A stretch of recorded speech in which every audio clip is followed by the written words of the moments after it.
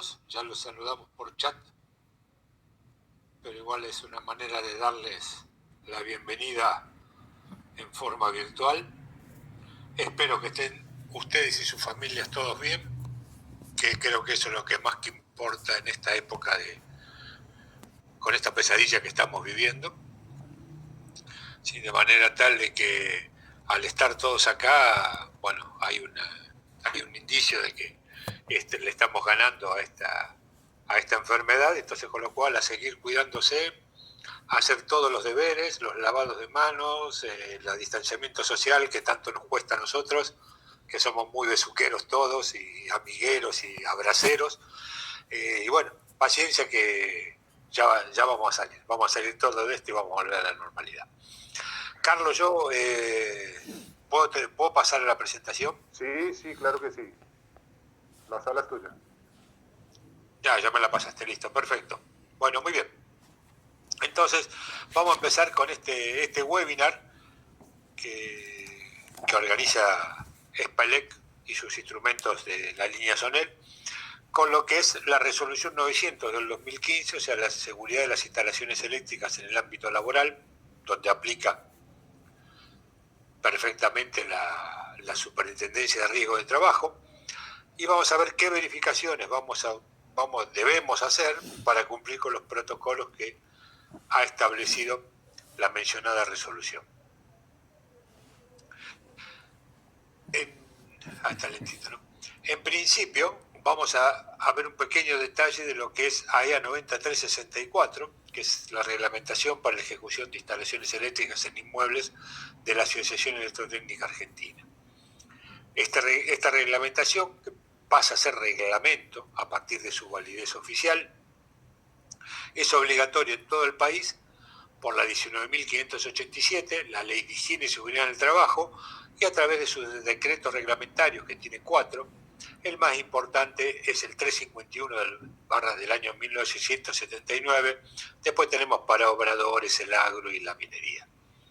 Pero el 351 establece taxativamente que se utilicen los dos pilares que son fundamentales en materias de riesgo eléctrico, que es que los materiales estén normalizados y, cuando correspondan, certificados, y las instalaciones eléctricas, la regla de ejecución de instalaciones eléctricas debe regirse por la reglamentación para la ejecución de instalaciones eléctricas en inmuebles, conocido por su designación alfanumérica de AEA 9364. AEA 9364 es un compendio pero muy amplio. Estamos ahora alrededor de creo que son las 1.300 o 1.400 páginas, y está dividida en partes, capítulos y secciones, con una lógica que es necesario detallar para dar inicio a cualquier actividad eléctrica, de manera tal que uno no se pierda en un poco los vericuetos reglamentarios y sepa cómo debe aplicarse el reglamento del área. Básicamente, el reglamento tiene 9 partes, de la parte 0 a la parte 8. En esas 9 partes están comprendidos todos los conocimientos técnicos y reglamentarios para realizar obras en cualquier campo de aplicación dentro de lo que son los inmuebles en baja tensión, o sea, hasta 1 kilovolt. O sea, cualquier tipo de inmueble, desde una casa hasta un aeropuerto, pasando por un hotel, pasando por un shopping, por un hospital, por una empresa, por una industria, por un kiosco de diarios, todo se rige bajo AEA 9364. Insisto, hasta 1000 volts. ¿Por qué tiene tantas hojas y tiene tantas partes? Precisamente porque la división que tiene el reglamento de AEA está en función de las características inherentes al inmueble que nosotros vamos a considerar, que técnicamente se llaman influencias externas, y son las que me determinan cuál es el criterio que hay que aplicar para realizar una instalación eléctrica en forma segura y confiable. ¿De qué depende esto? De varias cosas. Y ahora vamos a empezar en el detalle para armar un poquitito este pequeño rompecabezas antes de ir directo a las mediciones de resolución 900. La parte 0 es una guía de aplicación, dice cómo debe usarse el reglamento de AEA, que yo se las voy a contar así por este medio. La parte 1 es el alcance, objeto y principios fundamentales, cuál es el campo de aplicación del reglamento de la AEA. Parte ya lo dijimos, cuáles son las tensiones, ¿sí? Digamos, cómo son algunos tipos de cables, o sea, es una cosa bastante general. La parte 2 son las definiciones, lo que sería el vocabulario electrotécnico argentino, donde están todas las definiciones de todos los equipos eléctricos y formas de instalación. La parte 3, que es acá donde me voy a detener un poquitito, que es la determinación de las características generales de las instalaciones, que son las, insisto, técnicamente llamadas influencias externas, la cual, ¿sí?, son las que en función de su severidad, me condicionan el tipo de instalación que vamos a hacer. Por ejemplo, vamos a ver un pequeño ejemplo. Las influencias eléctricas, vamos a ver si puedo usar la pizarra, ahí está. Las influencias externas se caracterizan por 2 letras seguidas de un número. Esas 2 letras, a ver, denme un segundo, estoy encontrando el lápiz. Me robaron el lápiz.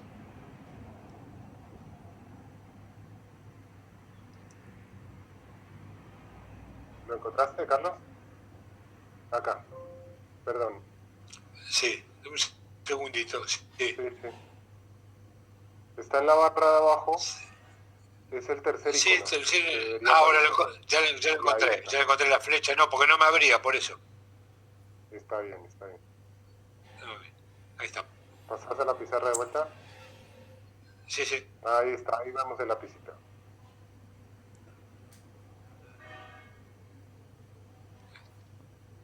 Bueno, vuelve a la pizarra, vamos. Dejamos en pizarra.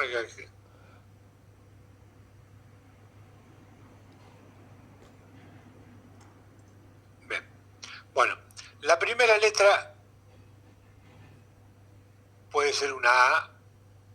Uy, qué lento que está esto. Bueno.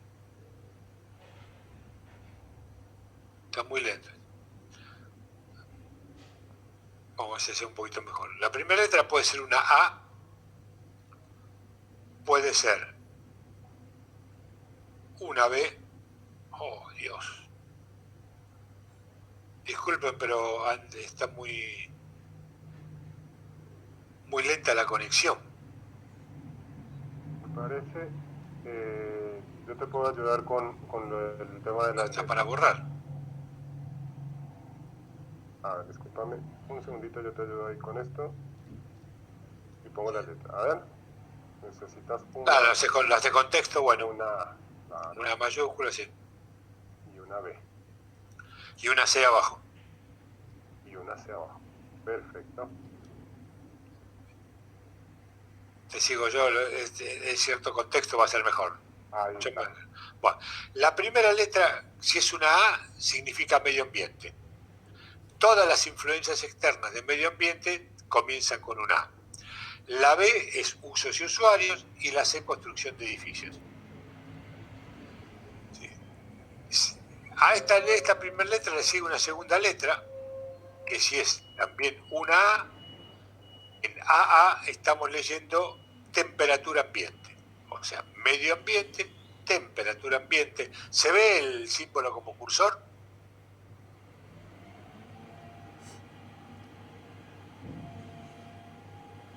¿Se ve, Carlos, el símbolo como cursor? Sí, gracias. Perfecto.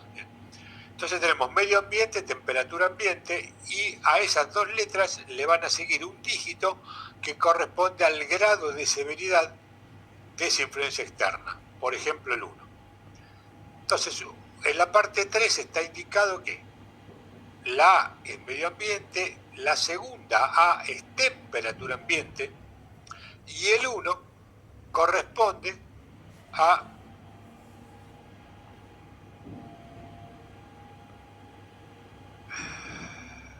el 1, acá estamos, el 1 corresponde a menos 60 grados centígrados. ¿Para qué me sirve saber que estoy en AA1? Así lo decimos técnicamente. Estar en AA1 significa, por ejemplo, estar en una cámara frigorífica. ¿Para qué necesito este dato? Porque, por ejemplo, con este dato puedo desclasificar los cables por la baja temperatura en su lugar de instalación. Y hablando un poco en borrador, uno podría decir, bueno, por un cable de 2,5 milímetros podría ser circular 80 amperes, porque estoy en A1 a menos 60 grados centígrados, entonces aumenta la capacidad de conducción de corriente en el cable, de manera tal que puede ser mayor a la especificada en otra condición. Nosotros, por ejemplo, estamos generalmente en AA4, ¿sí? Donde AA4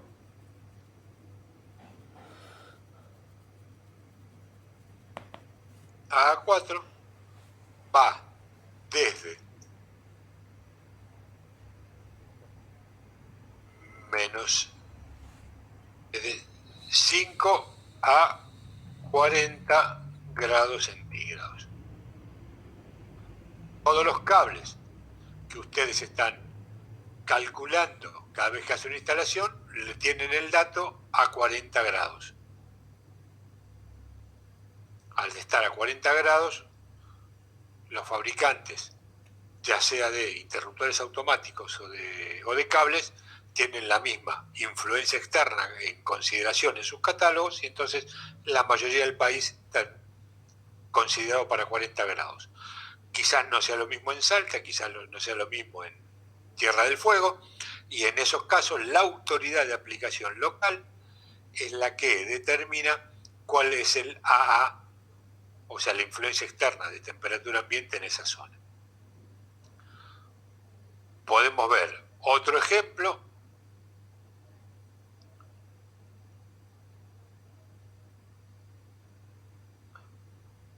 Carlos, este último, el A4, es el que aplicaría para casi todos los casos, ¿no? El A4 es el que está determinado, digamos, por default, llamarlo de esa manera, porque es la zona que abarca la mayor cantidad de extensión de nuestro país. Claro. Entonces, los reglamentos están hechos para A4. Perfecto. Igual, de la misma manera, los cables están considerados a una temperatura ambiente de 40 grados centígrados y las térmicas también. Internacionalmente las térmicas están a 30, pero nosotros en el reglamento de la EA hicimos la corrección a 40. Y ahí es donde sale, digamos, el hermanamiento que hay entre cables y térmicas, para que haya un único mensaje y no haya que desclasificar, no queramos el problema de desclasificación. Porque la desclasificación hay que usarla. Por ejemplo, si estamos en AC1, yo debiera leer A, medio ambiente, C, altitud 1, menor a 2.000 metros sobre nivel del mar. Lo puse menor. Sí, pero se entiende. Está. Menor de 2.000 metros sobre el nivel del mar. ¿Por qué? ¿Cuál es el problema acá? Arriba de 2.000 metros sobre el nivel del mar, el aire es menos denso, a las protecciones le cuesta más apagar el arco eléctrico, entonces se desclasifican los interruptores automáticos. Hay tablas de desclasificación de los fabricantes de interruptores automáticos, termomagnéticos y de caja moldeada, de todo, donde dice, bueno, si usted está instalado a 3.500 metros sobre el nivel del mar, la térmica de 32 amperes pasa a ser una térmica de 28. Estoy hablando siempre en borrador, lo que hay que ver es las tablas realmente que dice el fabricante. Pero para que vean el impacto que tiene esto, algunos interruptores automáticos se desclasifican más del 50% de su corriente nominal. O sea que son factores que hay que considerar cuando uno va a hacer instalaciones en otra zona que tiene distintas influencias externas. De la misma manera podríamos hablar de, qué sé yo, AQ, el nivel será único, AQ1 sí, es un nivel será único bajo, AQ2 es un nivel será único alto, mayor a 25 días de tormentas eléctricas por año, por zona, por kilómetro cuadrado, y esto va a impactar en el proyecto del sistema de protección contra rayos. Y así sucesivamente hay muchas A. Alguna A vamos a ver a lo largo del curso. La segunda letra que habíamos marcado era una B. La B significaba usos y usuarios, y si a la B le sigue una A, estamos hablando de la capacidad de las personas con referencia a su conocimiento del riesgo eléctrico. A esa capacidad se refiere. Las categorías BA son 5, la 1, la 2, la 3, la 4 y la 5, en la cual el BA1 es la persona normal u ordinaria, es el adulto normal que hace uso de los productos eléctricos, inclusive de los dispositivos de protección, pero no conoce para qué están ni para qué sirven ni su funcionamiento. El médico, el verdulero, el contador, sí, qué sé yo, el que atiende el kiosco, es un BA1, el ama de casa, esos son BA1. No conocen los riesgos eléctricos, pero operan térmica, operan diferenciales, operan equipos eléctricos. BA2 son los niños, que no deben tener acceso a los dispositivos de maniobra y de protección. BA3 son personas con distintas capacidades, ¿sí? Son personas discapacitadas, digamos, puestas en un lugar específico, por ejemplo, colegios especiales. Y BA4 y BA5 somos nosotros, instruidos o calificados en temas eléctricos. Y esto también es muy importante reconocerlo porque va a haber protecciones para los usuarios no calificados y va a haber protecciones para los usuarios calificados.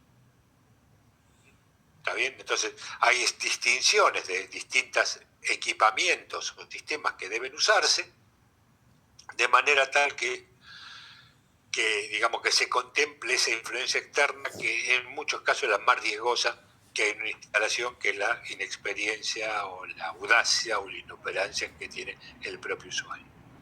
Pero, pues, a ver, como un ejemplo simple de esto, creo que todos ustedes conocen lo que es un seccionador fusible. Un seccionador bajo carga que tiene fusibles NH, que los tiene en su puerta o en su tapa, ¿sí? En el cual uno, tomando la manija, abre o cierra el circuito. Es un elemento, digamos, que está construido bajo normas internacionales. La norma que lo regula es la IS 6947-3. Técnicamente es un fusible interruptor seccionador. Y es un equipo que las marcas de primera línea, como Siemens, ABB, lo tienen y lo tienen disponible. Son equipos de muy buena calidad. Entonces, con una pregunta, digamos, con respecto a este equipo, ustedes tienen este equipo que yo sé que muchos de ustedes seguro que lo usaron o lo han instalado, pero lo pondrían, digamos, como dispositivo de corte general y de protección en la casa de su madre. A ver si tengo alguna respuesta dentro del chat.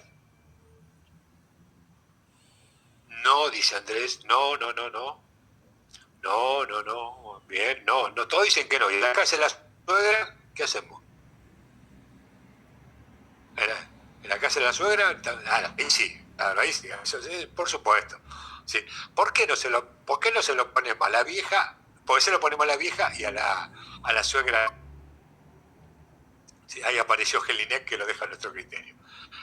Porque ese dispositivo de maniobra de protección, por más que esté normalizado, por más que sea un producto de muy buena calidad, su velocidad de operación depende del operador. Y el operador, si es un BA1, no está calificado para operarlo. De hecho, el propio equipo tiene en su frente grabado Operate Quickly, operar rápidamente.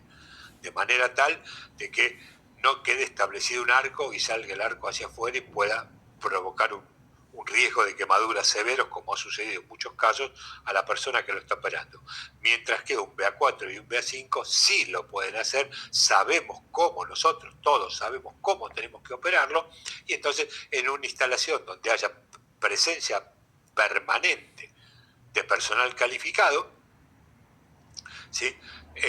Como es permitido usar. Acá creo que es Dante, ¿no? No leo muy bien, Dante Mario. Dice, en una caldera el efecto de la temperatura modifica el medio ambiente. Sí, recuerden que la temperatura ambiente es la temperatura del lugar donde está instalado el equipo, no es la temperatura del aire de referencia. Por eso puse el ejemplo de una cámara frigorífica. Porque la cámara frigorífica, la temperatura ambiente es la temperatura dentro de la cámara. ¿Sí? Entonces ahí sí puedo desclasificar el cable. De la misma manera en una caldera, por la temperatura que va a haber en el ambiente de la caldera, entonces también vas a tener que desclasificar, pero al revés, obviamente, ¿no? Los cables. Va a bajar su capacidad de transporte de corriente. Bien. Bueno, y finalmente, hay varias B, ¿no? Yo puse la BA solamente, pero está la BB, que es el contacto de las personas con potencial de tierra, ¿sí? Hay otras B, así de la misma manera hay otras A. ¿Sí? Nosotros vimos la A, la C, la Q, pero hay más. Y la última es la última, que es la C, que corresponde a la C corresponde a la construcción de edificios. ¿Qué pasa que no sale? La C corresponde a la construcción de edificios y entonces me determina si el edificio tiene características estables, no es estable, si es obra húmeda, obra seca, si tiene riesgo de incendio, riesgo de explosión o riesgo de contaminación. Entonces hay distintas clasificaciones. Bueno, en definitiva, volviendo al reglamento de la EA, a la presentación, en la parte 3 está, que yo creo que una de las más importantes que tiene el reglamento de la EA, están cómo se determinan estas influencias externas y aparte están todos los esquemas de conexión a tierra. Que eso vamos a hablar seguro que en el día de mañana. Parte 4 es una parte gordita, que son las protecciones para preservar la seguridad. Y acá les pido que presten atención al término, es preservar, no garantizar la seguridad. Seguridad, por definición, es libre de un riesgo inaceptable, no es libre de un riesgo, es libre de un riesgo inaceptable.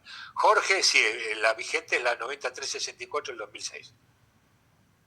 Hay otras secciones que tienen otra edición, ¿no? Pero el 93, a ver, las partes 0 a 6, parte 0, parte 1, 2, a parte 6, que corresponde en el cuerpo principal de 9364, la última edición es 2006, es la que está vigente. Sin embargo, hay otras, como la 770, que es edición 2015. La 702 de piletas creo que es edición 2017 o 2018, no recuerdo bien. ¿Sí? La parte 8.1 de eficiencia energética creo que es edición 2019. Tienen distintas versiones, igual que lo que es una norma, cualquier tipo de documento normativo internacional. Bueno, acuérdense esto, para preservar la seguridad, ¿sí? No garantizamos nada porque seguridad es libre de un riesgo inaceptable. Parte 5 es cómo se elige y cómo se instalan los materiales eléctricos, también es una parte gordita que es muy importante, ¿no? Se habla de cómo, de todos los equipos y materiales eléctricos, cómo deben elegirse e instalarse. De hecho, nosotros, por ejemplo, en la sección 770 agregamos para las viviendas de material combustible el uso de la FDD, el Air Fault Detection Device, el detector de arcos internos, que están en la parte 5 de la IEC, pero todavía no actualizamos el reglamento de la EA, pero es en la parte donde debieran estar, en la parte 4 y en la parte 5 en realidad. La parte 6, que está en otro color, en este caso en celeste, es la verificación de las instalaciones eléctricas inicial y periódica y su mantenimiento, que es lo que vamos a empezar a hablar hoy. La parte 7 son las reglas particulares para las instalaciones en lugares y locales especiales. ¿Por qué? Porque en función de su influencia externa, las secciones de la parte 7 restringen o modifican lo que dicen las partes 0 a 6. Vamos a poner un ejemplo solo para no abundar, pero, por ejemplo, de la parte 0 a 6, que es el cuerpo principal, va a decir, la tensión usual en una instalación eléctrica respecto de tierra ¿es de cuánto? Una respuesta. A ver, ya seguro que es correcta. A ver, alguno que me ayude con esto. La tensión usual, no hablo de seguridad, no hablo de tensión usual. Tensión usual, la tensión que usamos habitualmente en las instalaciones eléctricas respecto de tierra. ¿Cuánto es? 220 volts, ahí Dante, perfecto, ya está, ahí entendieron todos. Bien, quizás no formulé bien la pregunta. O sea que la tensión usual es de 220 respecto de tierra, lo que se usa en el 98% de los casos. ¿Podemos hacer instalaciones de 220 volts? Sí, seguro. Todos hacemos instalaciones de 220 volts. Sin embargo, la sección 702, piscinas y fuentes ornamentales, ¿ustedes piensan que va a permitir el uso de 220 volts en una pileta? No. ¿Y por qué no? Porque la influencia externa en ese campo de aplicación, que es la pileta, es el cuerpo sumergido, con lo cual la tensión límite convencional de contacto que debiera soportar una persona es de 12 volts, no 220. Entonces, aparte, la sección 702 restringe lo que dice la parte 0 a 6 y dice, no, está bien, vos permitís 0 a 6 permitís 220 volts, pero acá en una pileta no puedo permitir 220 volts por las condiciones que tenemos nosotros. ¿Está bien? Ese es el criterio general de las influencias externas. Ustedes fíjense una cosa, vamos a algo inclusive todavía más sencillo, ¿no? Nosotros decimos que las viviendas, voy a cambiar de pantalla de vuelta, un segundo nada más.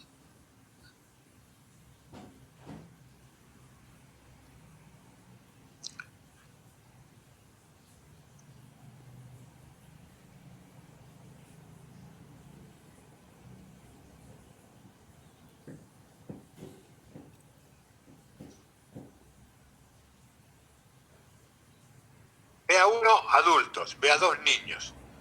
Las viviendas son BA2. Eso dice el reglamento de la EA. Son para niños, no para adultos. ¿En qué me puede impactar eso en una instalación eléctrica de una casa, por ejemplo?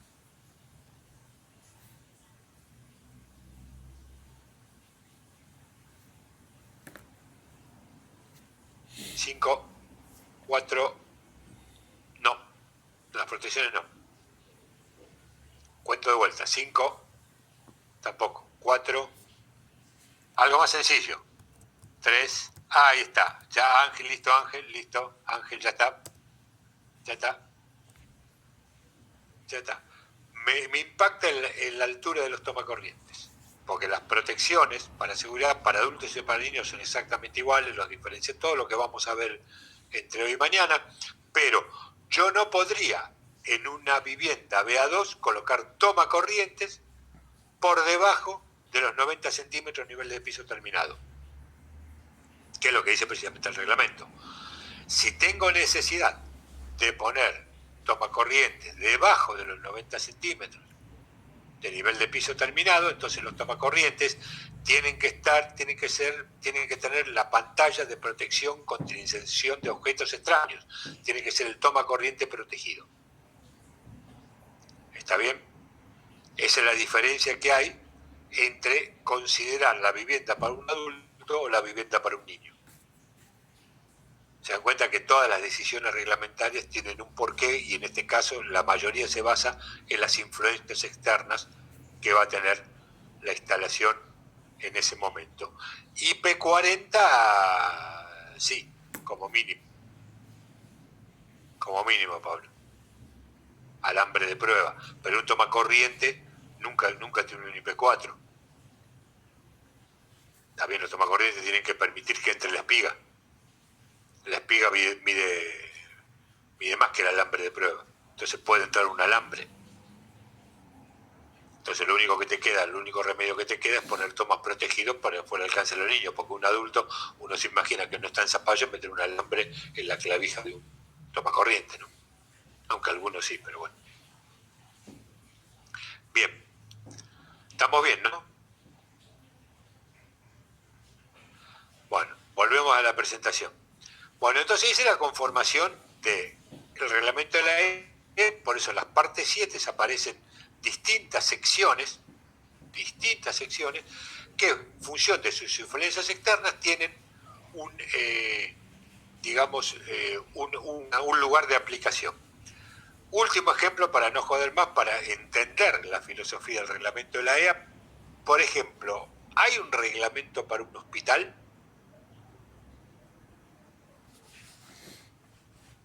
¿Habla algún reglamento para un hospital o una clínica, un sanatorio? Lo mismo, hablando en general.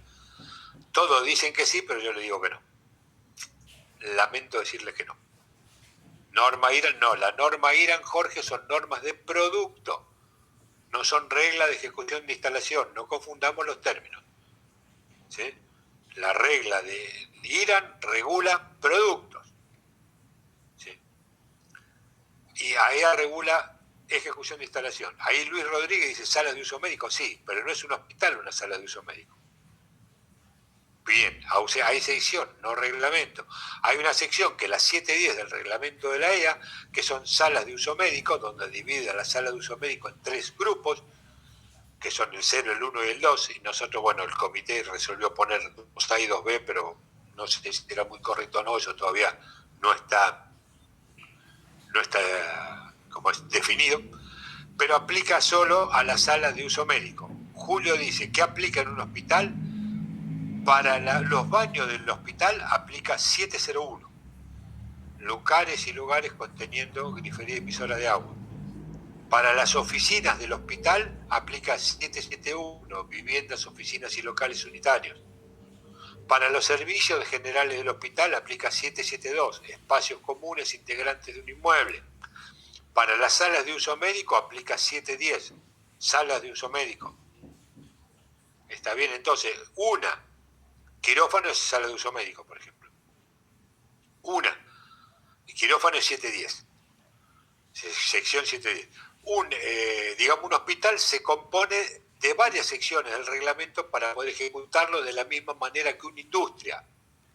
No van a encontrar en el mundo un reglamento para instalaciones industriales, porque las industrias se tratan por locales.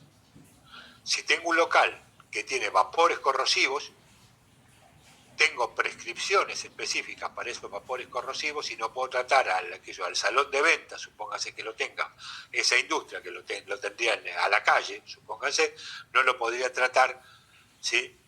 Digamos, de la misma manera que el local de vapores corrosivos. ¿Ok? Bueno, y finalmente la parte 8 son requisitos generales, son recomendaciones, no son prescripciones específicas, recomendaciones de eficiencia energética. ¿Vamos bien?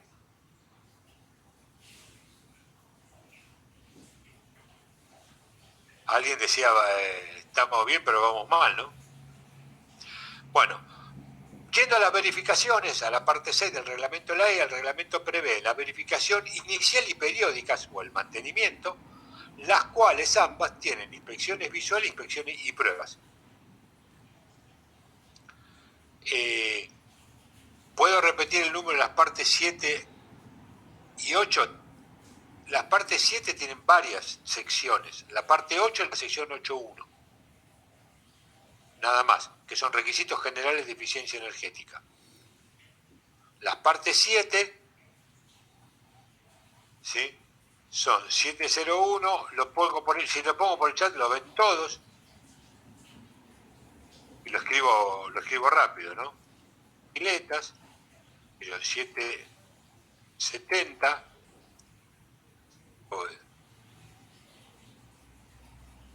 770 son viviendas hasta 63 amperes,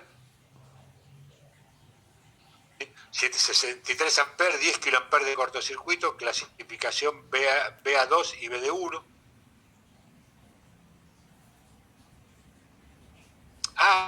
El número de AEA 9364 son todas.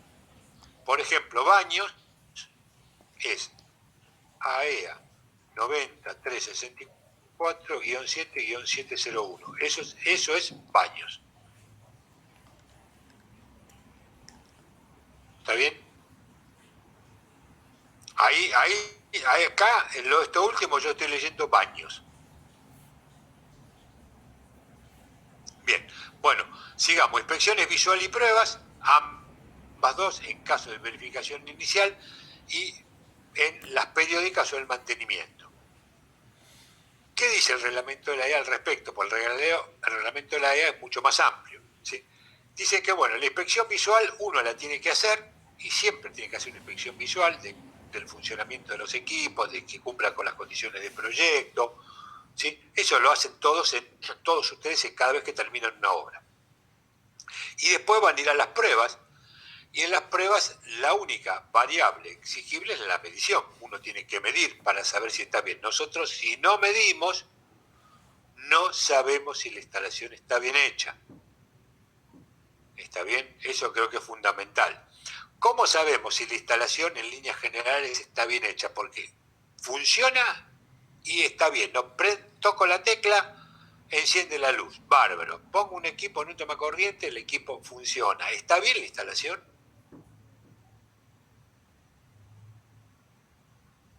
A ver, electricista, no rotundo, no sabemos, sería la respuesta, ¿no? No necesariamente, ahí está. No puedo asegurarlo, perfecto. ¿Cuál sería lo primero que me dirían ustedes? A ver si estamos un poco hablando todo el mismo idioma y nos ponemos de acuerdo. ¿Qué me dirían? ¿Qué sería lo primero que me dirían para saber si está bien la instalación? Lo primero, después otras cosas también, pero lo primero que me dirían. Y la atención está impuesta por la fuente. Megado de cable, José Luis, felicitemos a José Luis, tiene un beso de Carlos Hernández porque puede, ¿cómo es? Dio con la respuesta. ¿Ok? Bueno, por ejemplo, el megado es fundamental. El megado es fundamental. Después vienen otras pruebas que sí tienen razón, el disparo del disyuntor, la continuidad de los cables, el valor de la resistencia de puesta a tierra, ¿sí? Todo eso está todo perfecto. Pero megado, que no lo pide la resolución 900, no lo pide, es importantísimo. Y para eso necesitamos instrumentos. ¿Qué instrumentos tenemos que usar? Los instrumentos de control y los métodos, ojo con esto, los métodos deben ajustarse a las normas de la serie IEC 61557. IEC 61557 creo que tiene 13 partes, si la memoria no me falla, donde cada parte de esa IEC dice cuál es, cómo es el instrumento y el método para medir una determinada variable. Por ejemplo, acá tienen, ¿sí?, la parte 5 de la IEC 61557, ¿sí?, seguridad eléctrica en las instalaciones de baja tensión, los sistemas de distribución de baja tensión, arriba de hasta 1000 volts de corriente alterna y 1500 volts de corriente continua, equipamiento para testeo, medición y monitoreo de las medidas de protección. Parte 5, resistencia de tierra. Quiere decir que acá, ¿sí?, hay una norma que dice, bueno, tiene que usar de estos instrumentos y tiene que usar este método. Entonces, sin entrar en detalle en lo que es puesta a tierra, que lo dejamos para el final, porque quizás es lo que más le interesa a todo y si no se me rajan, si lo doy ahora, lo vamos a dejar para el final de todo, ¿sí?, sin ninguna, digamos, como para tener un approach al sistema. Cuando uno mide resistencia de cable, resistencia de puesta a tierra, ¿qué es lo que mide en realidad? ¿Mide resistencia? ¿Tengo algún instrumento que mida resistencia?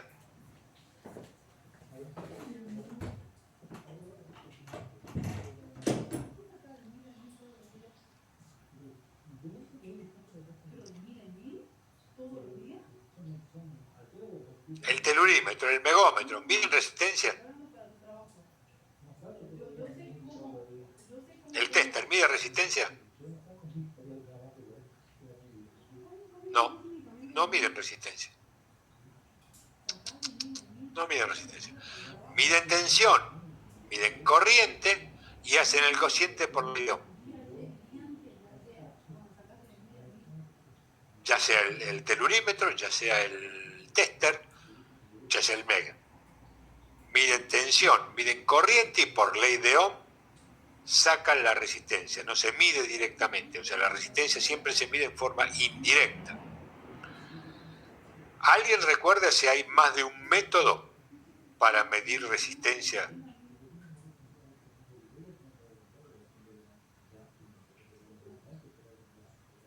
Aparte de los puentes, pero olvídate los puentes ya tienen otra estructura, ¿no? El puente de Wheaton, el puente de Thomson, el puente de Kelvin, eso.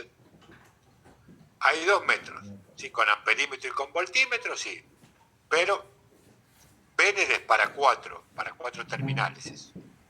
Mide resistividad, porque mide Ohm por metro.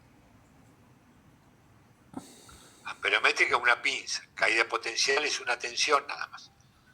Lazo de falla es un circuito cerrado. Todo esto lo vamos a ir aclarando de a poco. Bueno, lo digo yo. Hay 2 métodos para medir resistencia. El método de la tensión bien medida y el de la corriente bien medida. Entonces, la 61.557.5 le va a decir cuál. Entonces, tengo que aplicar ese método. ¿Está bien? Quiere decir que tenemos normas que nos dicen cuál es el método y cuál es el tipo de instrumento que necesitamos para hacer la medición correcta, que es lo que va a ser lo que nosotros tenemos que aplicar. ¿Ok? No vamos a entrar en detalle de las normas 61.557, pero sepan que existen y sepan que los instrumentos que les va a mostrar Carlos Hernández están todos conforme a 61.557. Eso no les quepa ninguna duda. Bueno, la EA dice las siguientes pruebas deben efectuarse en la medida que sean aplicables y preferentemente en el siguiente orden, y habría que aclarar si corresponde. Sí corresponde, porque hay cosas que no corresponde medir.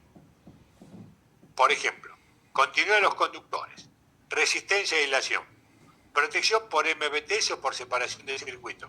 Corresponde si tenemos circuitos de MBTS o si tenemos separación de circuitos. Resistencia e impedancia de los suelos y paredes, si corresponde, si tenemos un local aislado, que necesitamos medirlo. Desconexión automática de la alimentación, protección complementaria, polaridad, orden de las fases, pruebas funcionales, caída de tensión. De toda esta serie de mediciones que fija el reglamento de la EA, hay 3 que están relacionadas con la resolución 900 de la SRT, que son la A, la E y la F, que están puestas en otro color, en este caso el color rojo. Continuidad, desconexión automática de la alimentación, protección complementaria, que son las que empezamos a ver ahora. Vamos a empezar por la primera, obviamente, que es continuidad en los conductores, haciendo una salvedad. Primero, la EA pide medir la continuidad de todos los conductores, no solo el conductor de protección. Hay que medir la continuidad de los conductores porque eso me permite detectar fallas en los conductores y en las conexiones. Pero bueno, ¿qué dice la resolución 900? A ver, alguno que, para entrar en tema, me ayuda a ver qué dice la resolución 900. Protocolo de... ¿Qué es?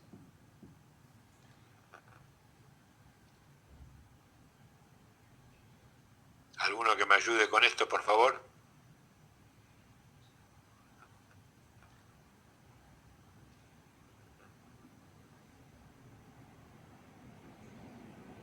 Medición de puesta a tierra, dice Alberto Pacheco, y continuidad de las masas. Muy bien, ahí estamos. Eso es lo que dice, ahí nomás. Esto ya está perfecto. Lo que dice el protocolo dice, mida la continuidad de las masas y la resistencia puesta a tierra. Ambas cosas no son claras.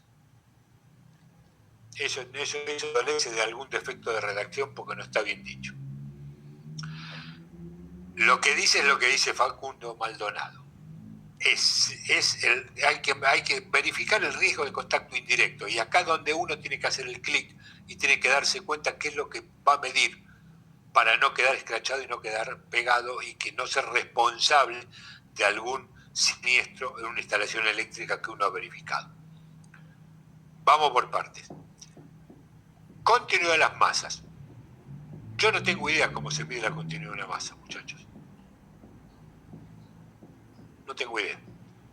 Si ustedes tienen un tren de laminación que tiene 300 metros de largo, ¿dónde mido la continuidad de la masa? ¿En qué punto? Tienen un torno que no tiene 300 metros, que tiene 2 metros, 3 metros de largo. ¿Dónde mido la masa? Lo que se mide es la continuidad del conductor de protección. No, en la parte más lejana no, porque vos no sabés qué estás midiendo. Sí, Alberto. Donde hay contacto humano, en un torno puede ser en cualquier lado. Lo que se mide es la continuidad del conductor de protección. ¿Por qué? Porque yo puedo medir. Dante me dice todo el torno, que voy a andar con una punta del cable rodeando todo el torno. No, lo único que puedo medir es la continuidad del conductor de protección y es lo único que yo puedo verificar. ¿Ven que es imposible? Entonces, lo que pide el reglamento y lo que indirectamente pide la resolución 900 es medir la continuidad del conductor de protección, que de hecho podemos verificar si está bien o está mal. ¿Ok? Ya vamos a hablar al respecto. Eso por un lado. Y después, ya que estamos, lo otro que pedía era la medición de resistencia puesta a tierra y vamos a comprobar o a demostrar que no es necesario medir resistencia puesta a tierra, o no necesariamente es necesario, valga la redundancia, medir resistencia puesta a tierra. Puede ser que no haya que medirla, ¿ok? O que no sea necesaria medirla, o que se puede medir indirectamente de otra manera. Todo eso lo vamos a ver mañana. Bien, empecemos con continuidad de los conductores.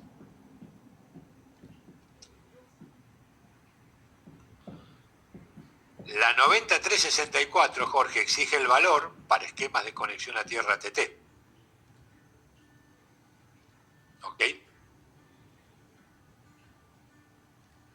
¿Y si es un TN? Sí, todas las normas en todo el mundo son pagas.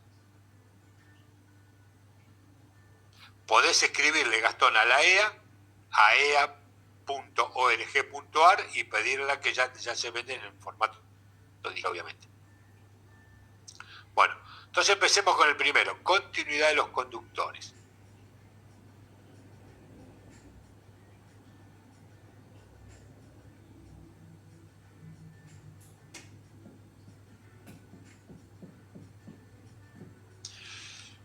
Una prueba de continuidad debe efectuarse entre los conductores de protección, incluidos los de conexión y equipotencial principal y suplementaria, que después lo vamos a aclarar. Y acá dice como, fíjense, noten esto, 613 es una cláusula que empieza con 6 de la parte 6, mientras que 547, que empieza con 5, es de la parte 5. Quiere decir que en dos partes del reglamento de la EA está detallado esto. La parte 6 dice, la prueba de continuidad debe efectuarse entre los conductores de protección, incluidos la conexión equipotencial principal y suplementaria. Y en 547, en la parte 5, dice cómo se ejecuta el ensayo de continuidad. El ensayo debe ser llevado a cabo con un suministro que posee una tensión en estado no cargado entre 4 y 24 volts de corriente continua o corriente alterna y una intensidad de corriente mínima de 200 mA. Con lo cual un tester no sirve. ¿Por qué no sirve un tester? Porque no, como uno mide la resistencia de los cables, es una resistencia muy baja, de bajo valor, entonces uno necesita una inyección de corriente bastante alta, que 200 mA lo es para los cables, para que esa corriente provoque una caída de tensión en esa resistencia de los cables que pueda ser leída por el instrumento. Entonces no la puedo medir con un tester simplemente, porque no logro ese efecto. A ver, para simplemente una idea de magnitud. Yo quiero medir la resistencia puesta a tierra de una columna de hormigón de un edificio de, no sé, 7 pisos, 8 pisos, no importa, que está, obviamente, toda la zapata conectada a tierra. Ustedes creo que saben, si tienen valor muy alto o mediano o muy bajo de resistencia puesta a tierra, esa columna. ¿Qué se les ocurre? ¿Muy alto, medio o muy bajo? Muy bajo, bien Jorge, muy baja. Todos saben que es muy bajo. Bárbaro. ¿Cómo la mido? La medimos inyectando, y lo digo despacito, 200 amperes, por ejemplo. De tan baja que es. Instrumentos especiales o bien unas máquinas de soldar, por ejemplo. Sí. Si no ponemos valores de corriente tan altos, como 200 amperes en este caso, ¿sí? Entonces no va a provocar la caída de tensión necesaria para que el instrumento lo pueda leer. ¿Ok? Entonces es indispensable reconocer que los valores de resistencia puesta a tierra, cuanto más bajos son, más precauciones tengo que tomar, no lo puedo medir con cualquier cosa. ¿Estamos bien?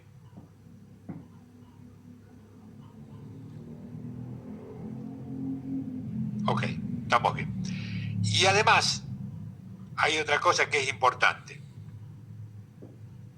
La voy a medir con un tester y el tester tiene el PIP, ¿no? Entonces mido PIP, hay continuidad, me dice. Perfecto. Tengo un tomacorriente doble. ¿Sí? No un doble armado ya comprado, el que viene el módulo doble, sino que agarré 2 tomacorrientes, los puse en un bastidor, los conecté como corresponde, con la fase y el neutro donde corresponden, y obviamente el conductor de protección también, ¿sí? Lo conecté, listo. Entonces voy y mido con un instrumento conforme a 61557, que inyecta 200 mA, voy y mido en el toma de la izquierda, por decir una cosa cualquiera, da 0,4 ohm. Voy y mido en el toma de la derecha 0,7 ohm. ¿Qué podemos decir al respecto?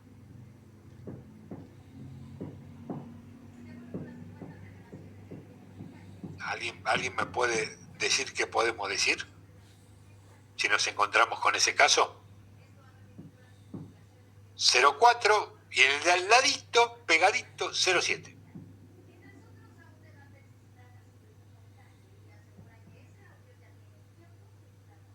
Contacto, no sé qué es contacto, pero...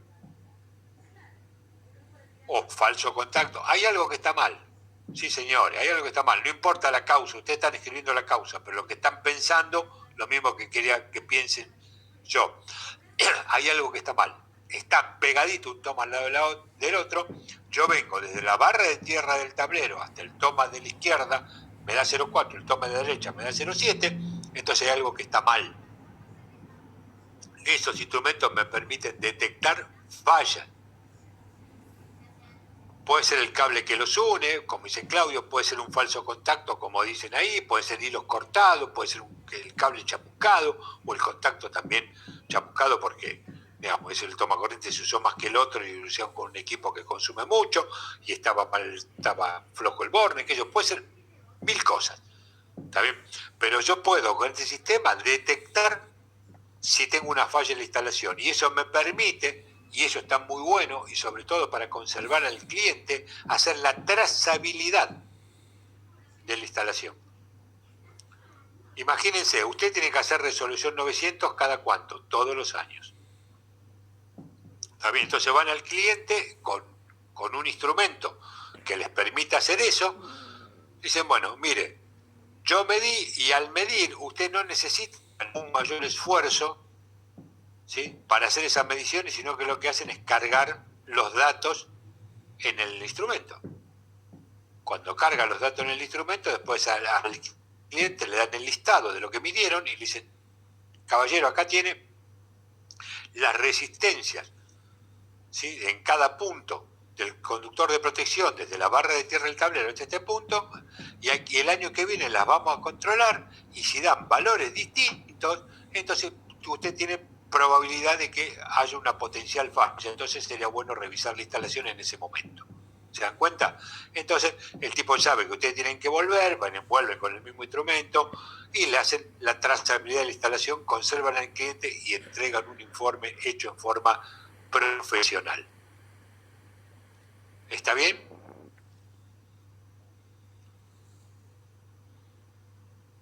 ¿Estamos bien hasta acá? Bueno. Entonces, esto no termina acá, ¿eh? Continuidad no termina acá.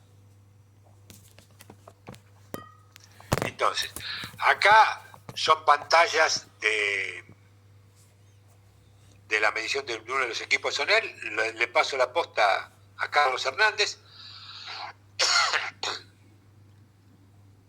Ahora contesto esa pregunta, pero le contesto esta pregunta y te dejo la posta, Carlos. Así le haces la simulación y mostrás, creo que son un par de diapositivas, ¿sí? Daniel, ¿cuál es el valor máximo permitido? Máximo mínimo. Es el valor que tiene que tener. Vos lo que sí podés con esta medición, con la medición de continuidad, saber más o menos, ¿sí? Si estás midiendo bien o mal. ¿Por qué? Porque vos conocés la sección del cable, 2,5 milímetros. Conocés más o menos, aunque sea aproximada la longitud del cable. ¿Sí? Conocés en forma aproximada también, que sabés que el cable es de cobre, y suponiendo que el cable sea bueno, en forma aproximada, un buen cobre tiene un RO, o la resistividad, ¿sí? Con 1/56 ohm por milímetro cuadrado sobre metro. Entonces, podés hacer la cuenta y ver que si estás en el orden de magnitud de lo que mediste y sabés si estás midiendo bien o estás midiendo mal. ¿Se entendió?